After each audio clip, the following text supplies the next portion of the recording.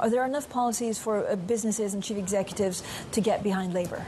We are still waiting to see the details from Labour of what their business policies are. Shadow Chancellor Rachel Reeves is going to make a speech this morning, and that's obviously come in tied in with this letter. I think it's 120 business leaders, some CEOs, some former CEOs, all talking about their backing for Labour and its approach. Reeves is trying to tread a path that appeals both, I think, as they put it, to workers, Labour obviously being the traditional party of the workers, and business, which the Conservatives have often claimed as their comfortable ground. They've been the party of business. But Labour's trying to tread that fine line, a little bit like the leader Keir Starmer said yesterday in one of his speeches, that they're trying to get to appeal to country before party. They're just trying to broaden their appeal.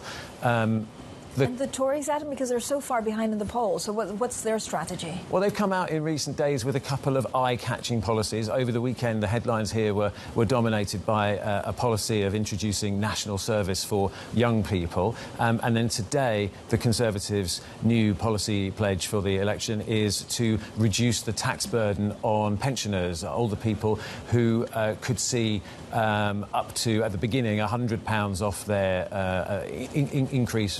reduction to their tax liability for their pensions, at a cost of something like £2.5 billion a year. How do they fund that? Well, the explanation for today, we need to see a little bit more of the accounting, is that this will be funded by a crackdown on tax evasion. But all of these things come with caveats. How do you set up the systems to actually run the tax evasion? What are the costs on that? And similarly, that national service programme flagged over the weekend came, I think, with a £2.4 billion cost. So there's definitely questions here. And the Conservatives, interestingly, have put down spending pledges early in the campaign, which Labour hasn't done yet. So we're still waiting to see what what Labour will be adding to the bill. And Adam, on the economics, I mean, we have a great story basically showing that the next UK government just faces the hardest fiscal challenge in 70 years. So it's really, it's tough finding the money right now. The challenge is that they, in some ways, have to find the money. Yeah. Right? Living standards have declined for the first time during this Parliament. I think it is by for the first time in many, many decades. So public services do appear to need a great deal of investment. Many things, people who use the National Health Service are finding that the services are very, very strained.